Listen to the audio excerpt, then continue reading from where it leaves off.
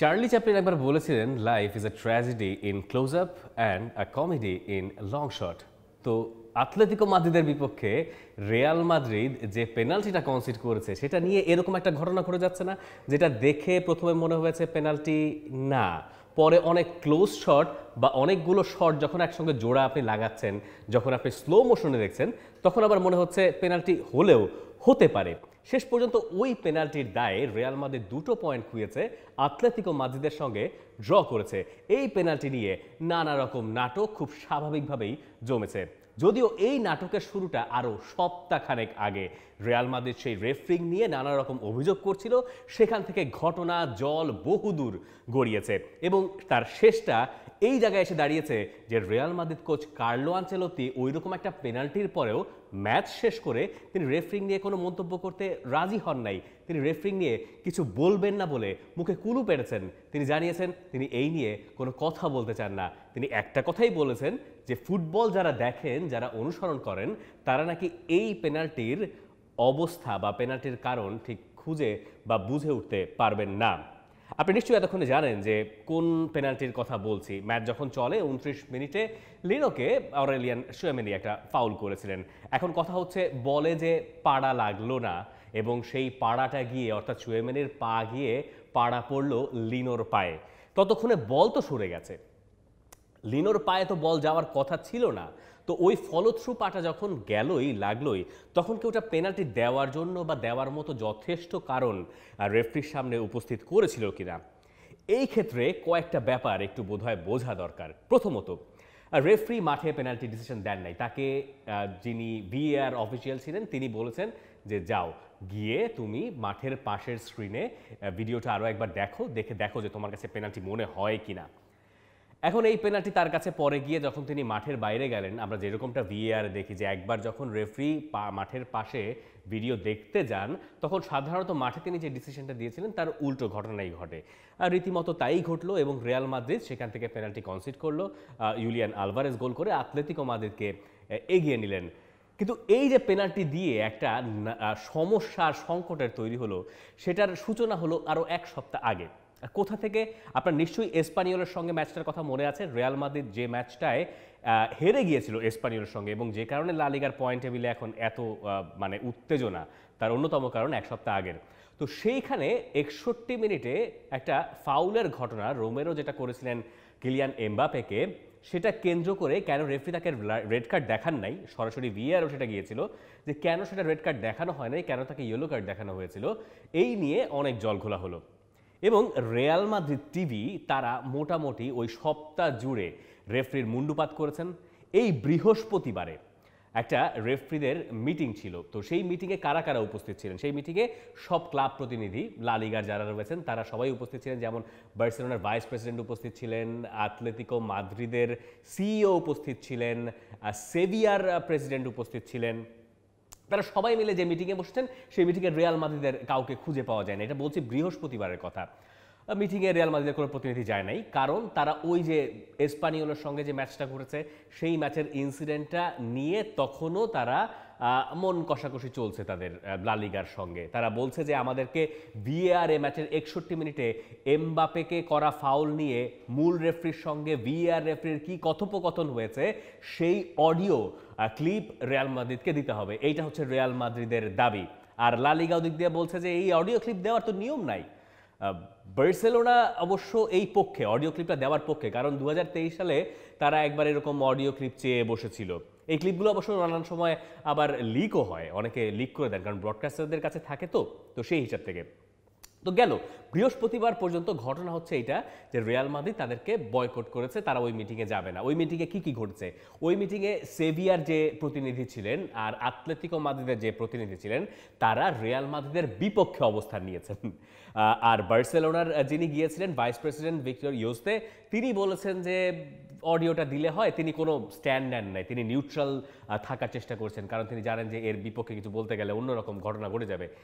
ওই দিনই Real Madrid টিভিতে ওই অনেকক্ষণ ধরে মানে রেফারিংয়ের মুন্ডুপাত করা হলো, এসপানিওলের সঙ্গে ওই ডিসিশনটা নিয়ে কথা বলা হলো। একই সঙ্গে নেগ্রেইরার কেস নিয়ে বার্সেলোনাকে চাপে ফেলার জন্য তারা সেখানে আরও একটা কন্টেন্ট বা যাই বলেন আলোচনা অনুষ্ঠান চালিয়ে গেল। এটা রীতিমতো আরএফইএফ অর্থাৎ রয়্যাল ফুটবল অ্যাসোসিয়েশন এসপানা তাদের ওপরে খানিকটা চাপ প্রয়োগ করার জন্য। তো এরপরে শনিবারে হচ্ছে মাদ্রিদ ডার্বির ম্যাচ। তো বুঝতেই পারছেন গেল সপ্তাহটা কতখানি ঘটনাবহুল গেছে রিয়াল মাদ্রিদ, লা লিগা, আরএফইএফ এই সবার ভেতরে। বৃহস্পতিবার রাত থেকে আতলেতিকো মাদ্রিদ নিজেদের একটা স্ট্যান্ড নিয়ে নিল। তারা সোশ্যাল মিডিয়ায় সবার প্রথমে একটা পোস্ট করলো। সেই পোস্টে তারা জানতে চাইলো, এই পোস্টটাকে যদি আপনি ক্যাপশনটা বাংলা করেন বা ইংরেজিতে অনুবাদ করেন, তারা জানতে চাইলো যে বলেন তো ভাই, প্রেশারের যদি কয়েকটা সিনোনিম খুঁজে বের করতে চান তাহলে এগুলো কি কি হতে পারে। এটার ভেতরে থাকলো একটা ইন্টিমিডেশন, আরও কতগুলো দেখতেই পাচ্ছেন। মানে এটা পরিষ্কারভাবে রিয়াল মাদ্রিদকে তারা খোঁচা মারলো।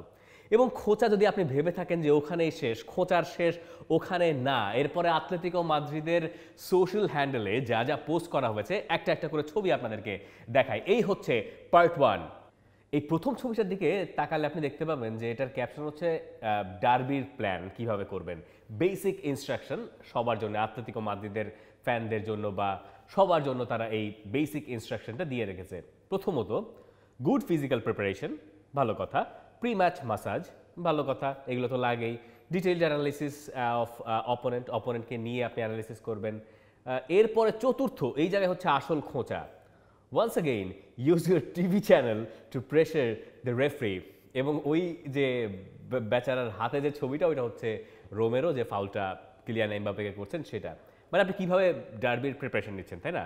আপনি সব কাজ করবেন। আর 4 নম্বর অপশন হচ্ছে আপনি আপনার মিডিয়ার যারা রয়েছে, আপনার মিডিয়া মানে রিয়াল মাদ্রিদ টিভি আছে, রিয়াল মাদ্রিদের নিজস্ব টিভি আছে, সেখানে গিয়ে আপনি আপনার মতো প্রপাগান্ডা ছড়াবেন। ওখানে তারা থামে নাই, তারা ম্যাচের আগের দিন আরেকটা ছবি একই রকম পোস্ট করেছে, বেসিক ইনস্ট্রাকশনস ম্যাচ ডে স্টেডিয়ামে প্রিপারেশন কিভাবে নেবেন। প্রথমত ঘাস কাটবেন ঠিক মতো, ঘাস যাতে ঠিকঠাক থাকে, স্টেডিয়ামের লাইট ঠিকঠাক আছে কিনা এটা দেখবেন, লকার রুমের সব কিছু ঠিকঠাক কাজ করছে কিনা এটা দেখবেন।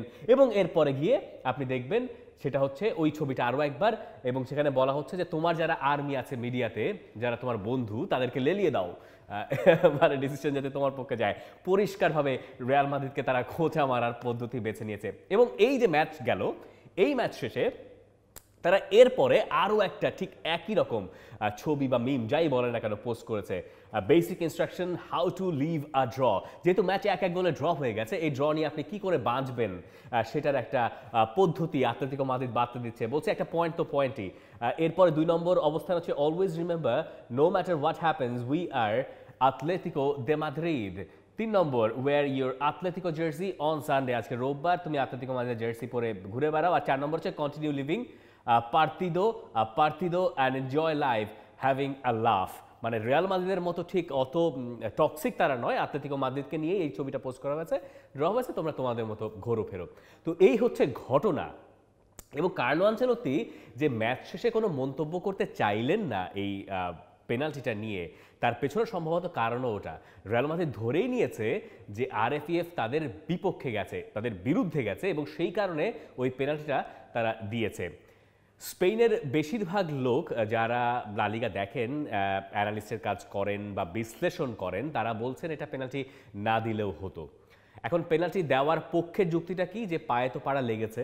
ওই যেটা বললাম চার্লি চ্যাপলিনের শুরুর কথাটা, যদি আপনি যে কোনো কিছু স্লো মোশনে দেখেন, দুনিয়ার সব কিছু আপনার কাছে মনে হবে পেনাল্টি। কিন্তু ওই জায়গায় লিনো যখন দৌড়ে যাচ্ছেন, ওই বলটাও তিনি পাচ্ছিলেন না। শুয়েমেরি যখন ট্যাকেল করতে গেছেন, তিনি বলের জন্যই তিনি গিয়েছিলেন। স্পষ্ট আপনার কাছে ভিএআর তো এই কারণেই আছে, যাতে আপনি পরে একবার দেখে নিতে পারেন। এবং আতলেতিকো মাদ্রিদের কেউ আসলে ওইভাবে নিজেদের দাবিটাও রেফরির কাছে জানান নাই যে পেনাল্টি এটা হতে পারে, একমাত্র লিনোই ওখানে পড়েছিলেন। এরপরে রেফরির যে ডিসিশনটা, এটা সবাইকে অবাক করেছে এবং হতবাক করেছে। এবং তারপরে এই যে পুরো সপ্তাহের ঘটনা এবং ঘটনা প্রবাহ, তার শেষটা গিয়ে এই পেনাল্টি। তারপরে কার্লো আনচেলত্তির বলে বসা যে আমি এটা নিয়ে ভাই মন্তব্য করতে চাই না, কারণ তিনি এখন ভাবছেন যে এইসব মন্তব্য করে উল্টো তাদের বিরুদ্ধে ডিসিশন যাচ্ছে। ডিয়েগো সিমিওনে আর কার্লো আনচেলত্তি গেল 1 মাস ধরে এই রেফরিং নিয়ে নানা ডিসিশন নিয়ে একে অন্যের বিপক্ষে লেগেই আছেন। সেই লেগে থাকা হয়তো থাকবে, কিন্তু যে বিতর্ক লা লিগার রেফরিং নিয়ে, সেটা নতুন করে উস্কে গেছে। এবং এখন যেটা বলা হচ্ছে যে ম্যাচের ওই সময় চলার সময় যে স্লোমো ভিডিওটার কথা আমরা বলছি, বা যে অ্যাঙ্গেলটা আমরা এখন পাচ্ছি, যে পাড়া লেগেছিল কি লাগেনি, বুটের গুঁতো লেগেছে কি লাগেনি, ম্যাচের মূল রেফরি তিনি নাকি এই অ্যাঙ্গেলটা চেয়েছিলেন। কিন্তু সেই অ্যাঙ্গেলটা অ্যাভেলেবল ছিল না তখনও VAR এর কাছ থেকে। যদিও এটা নিয়ে মার্কা আর আস ভিন্ন ভিন্ন মন্তব্য দিচ্ছে। এখন টেলিভিশনের ব্রডকাস্টাররা তাদের কাছে যে ফুটেজ আছে সেটার ওপরে এখন কাটাছেঁড়া চলছে যে রেফরিরা তখন কি বলেছেন। ওই অডিওর যতটুকু আপনি টেলিভিশনে পান, রেফরিদের ভেতরে যে অডিও চালাচালি হয় সেটা তো আসলে সবার কাছে থাকে না, এবং সেটা ওই ব্রডকাস্টারদের কাছে থাকে। তো নানান রকম ইস্যুজ আছে, সেই ইস্যুগুলো নতুন করে উস্কে গেছে এই একটা পেনাল্টির ডিসিশন নিয়ে। এখন আপনার কাছে জানতে চাই যে এই পেনাল্টি আপনার দৃষ্টিতে কি পেনাল্টি নাকি পেনাল্টি না, আপনি আসলে কোন পক্ষে? For more updates, subscribe to our YouTube channel and click on the bell icon. Follow us on Facebook and Instagram. Download T-Sports app to enjoy exciting games and highlights. Visit tsports.com.